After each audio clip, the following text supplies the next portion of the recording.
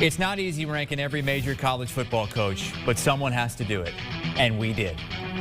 Did I say it's not easy? I meant after the first couple of guys. Nick Saban, clearly number one, perhaps the best coach in major college sports history, coming off his 6th national championship at Alabama in the last 12 seasons. He will turn 70 this season. So Saban 1, number 2, pretty easy as well, Dabo Swinney. Then 3, 4, and 5, I don't know. I mean, I think you could mix those guys around a little bit. Hard to argue with what Lincoln Riley's done in a short time at Oklahoma with the Heisman winners and playoff appearances. Just has not advanced in the college football playoff. Maybe some eyebrow raisers there at the bottom of the top 10. Pat Fitzgerald at Northwestern, number 8. Matt Campbell at Iowa State, number 9. And then Dan Mullen rounding out the top 10. No Ed Orgeron in the top 10, despite a natty just a couple of years ago. Dennis Dodd, Tom Fornelli, and Chip Patterson helped put this list together. We do it every year on CBSSports.com. Let's start at the very top with Nick Saban at number 1. Last decade, we thought maybe Urban Meyer might surpass him, thought maybe Dabo could do it.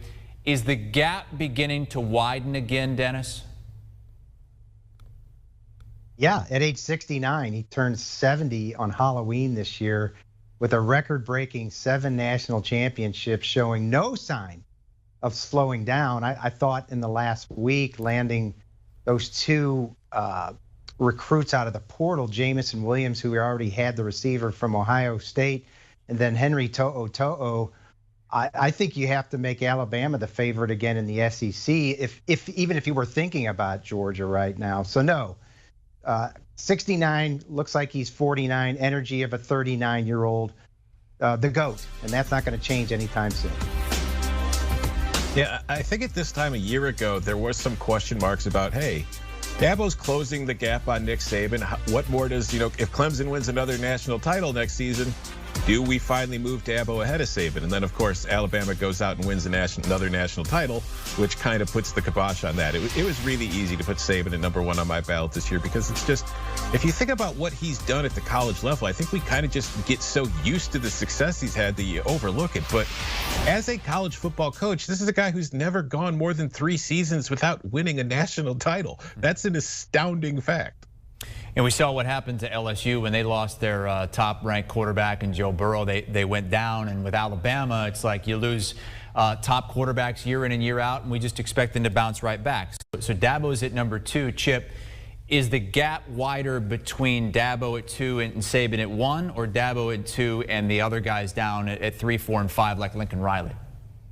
The gap is wider between Dabo and everyone below him, and that's because of not just one, but multiple national championships. And there's 2 things on the pro and the con side of the Dabo Swinney analysis that's fascinating to me. Number 1, the national championship in 2016 and even pieces of the national championship winning team in 2018 were built off recruiting classes that were really in the 10 to 15 range. The OKGs, the R kind of guys. Let's find somebody from the state of South Carolina that might be overlooked by the rest of the SEC schools. We think that we get them into our program, we can develop them into somebody who can help us win titles. But over the last couple of years, particularly since that 2017, 2018 run, we have seen Clemson level up to no longer being in the 10 to 15 range, but to the point where they are in the top 5 of all college football recruiting. And they're doing it not just with, Deshaun Watson, yeah, you're from Georgia. Trevor Lawrence, you're from Georgia. DJ Uiagalelei is a 5-star from California. They are going national now. They are recruiting against the likes of an Alabama, a Georgia, and Ohio State. Chris, the talent level for this Clemson team has just gone up even after the national championships. So is that gap going to close with Nick Saban? The talent gap has closed with Nick Saban. And then I think that if you want to talk about the distance between Clemson and everyone behind him, we now have a little bit of a very short sample size that has Clemson showing up against LSU and against Ohio State and falling short in a way that's very frustrating for Clemson fans, having a performance that differs from the way they dominate in the ACC. So better performance in the playoffs is what Clemson fans want to see for Dabo to close the gap with Nick Saban, but the talent gap is closing and it's taking Dabo even further away from that 3, 4, 5 spot. So the top two pretty clear. Lincoln Riley at 3, Ryan Day 4, Brian Kelly 5, Jimbo Fisher 6, and Chip, I'm going to go right back to you for Kirby Smart, who has fallen again. He's still number 7 overall, but so close to a national championship in 2017, and Chip, he hasn't made the playoff in any of the last 3 seasons. Do you penalize Kirby Smart for having one of the most talented rosters and yet not having the playoff success that we've seen Alabama, Clemson, and really now that Ohio State has made it to the national championship game, I think you might have to throw the Buckeyes in there as well, because on one level you praise Kirby Smart for his ability to get all of the boosters, get all of the university, and have everyone moving in the same direction, to have everybody on the same page, and to be able to acquire one of the most talented rosters in all of college football. You know, our colleague on the Cover 3 podcast, Bud Elliott, he argues that recruiting like that is a skill and should be rewarded.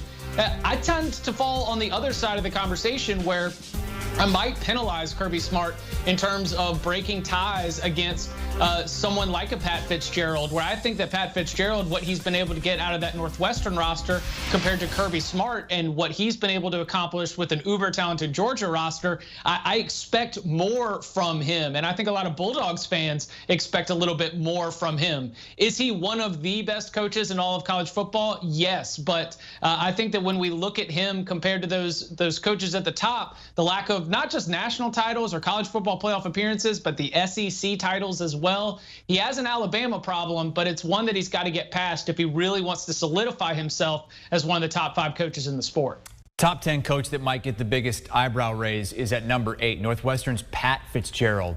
And look, Tom, you and I are Big Ten guys. I feel like you could even argue that he's underrated at this point. What he's done with 2 Big Ten championship game appearances the last 3 years at Northwestern is remarkable. Yeah, I actually had him at number 5 on my ballot behind that big 4 of Saban, Swinney, Lincoln, and then Ryan Day, because when it comes to doing these rankings, like once you get to a certain point, there's a lot of, it's more in tiers. And when you try to differentiate the coaches in certain tiers, I took the approach of the job that they're at and what the reasonable expectation for any coach at that job, given the context of the program, is capable of accomplishing. And I look at what Pat Fitzgerald has done at Northwestern, and as much as he's gotten out of Northwestern, like Chip was alluding to when we were talking about Kirby, how they haven't really hit their ceiling. I think you can argue pretty soundly that Pat Fitzgerald's head is sticking through the roof of what you would expect for Northwestern to be able to do as a football program, and where that program had been historically to where it is now and the expectations that are placed on it.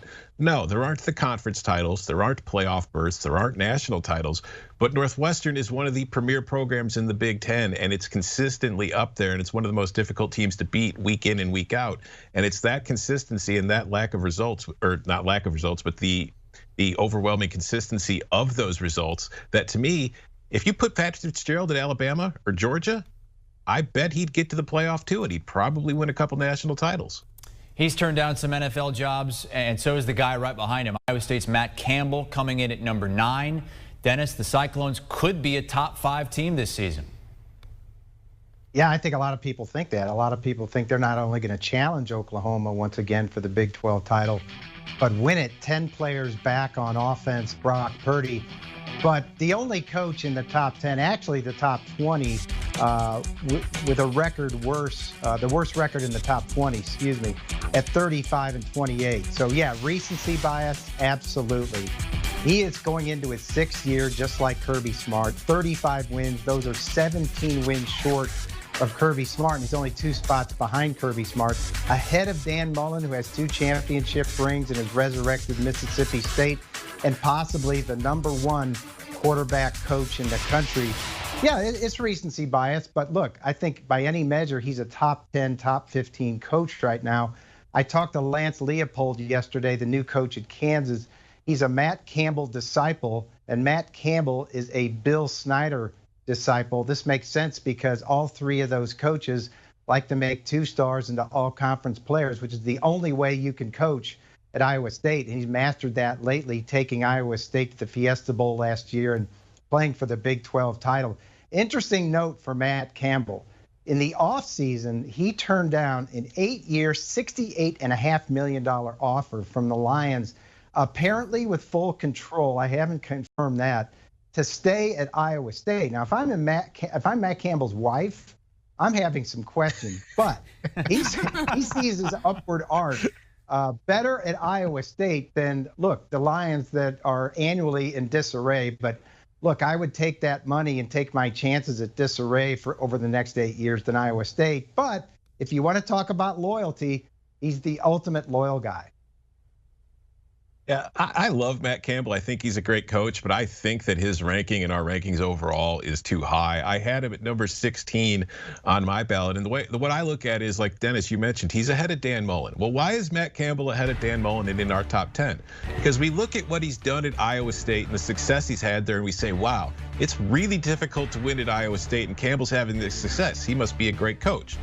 Well, Dan Mullen did the same thing at Mississippi State, and you can argue Mississippi State's much more difficult to win at because it's in the SEC West, where he was competing with the Alabamas, the Auburns, the LSUs of the world, and he had the same kind of success that Campbell's had at Iowa State, and now he's gone to Florida and had even more success. So for me, seeing Campbell ahead of Dan Mullen and a couple other coaches that aren't in the top 10, that's a bit of a reach for me, but at the same time, I wouldn't be shocked if Matt Campbell is a no doubt top 10 coach a few years from now. And ahead of a guy who just won a national championship a couple of seasons ago in Ed Orgeron, who's down 7 spots to number 11. Chip, what do you make of Ed Orgeron at this point? We had him 30 a couple years ago, then up to 4, now back down to 11. Yeah, the disarray around the LSU program, I think, is contributing to this. And when we look at it, the one thing that is so fascinating to me are his staff hires, because we remember he tries with Matt Canada. That doesn't work out as offensive coordinator. You know, hits a home run once he gets Steve Ensminger, but only when he brings in Joe Brady as well to try and put together that new offense that Joe Burrow ran so well. Last year, big whiff when he hired Bo Pelini to replace Dave Aranda. I just think that solidifying the staff and being able to get the locker room all back in one piece, get everyone moving in the same direction. He did it before in 2018. I actually think his coaching job the year before the national championship was very impressive and set the stage for the title run that we saw in 2019. He's got to do that same kind of thing of getting everybody together, everybody on the same page, because the talent is there. The recruiting has been fantastic. So Coach O can be right back. I don't know, about 4 seemed like a little bit of an overreaction to one of the best seasons we had seen in college football history, but he certainly can be a little bit higher, a little bit more of a solid top 10 coach if we get to see a real bounce back after the 5-5 in 2020. And we have another national championship winning coach at number 12, Dennis. Mack Brown, already building a contender in his second go-around at North Carolina. Yeah, you almost figure, or you almost miss the fact that Mack Brown's a championship coach. That cat came back in 2005. And when he got the North Carolina job a couple of years ago, you kind of said, yeah, well, you know, good retirement job. He's well thought of there, was successful before going to Texas, and maybe he could be a bridge coach. Well, he's turned out to be more than a bridge coach. He's recruited and developed a Heisman Trophy candidate in Sam Howell. They won 8 games last year. They were an offensive force. And an assistant no one talks about, the offensive coordinator, Phil Longo, who's a veteran assistant, it's going to start getting some run for head coach because of what he's done with the personnel there. I expect them maybe to take a step back this year. They're going to be between Miami and North Carolina for the Coastal. But I think just playing Clemson for the championship in the ACC would be something. By comparison, 3 months older than Nick Saban, so it's a good year for 69-year-olds in this list. Yeah, I feel like we think of Mack Brown as a lot older than Nick Saban, but he's really not, just 3 months. Dennis, Tom, Chip, thank you so much. Much more on the rankings and how they decide to rank the coaches on the latest Cover 3 podcast. The full article ranking all 65 Power 5 head coaches is live on CBSSports.com. Do you want a sports network that delivers everything that matters about the game? The highlights, the picks, the instant analysis, no yelling, no fake debates, no politics. Hit the subscribe button and never miss a moment.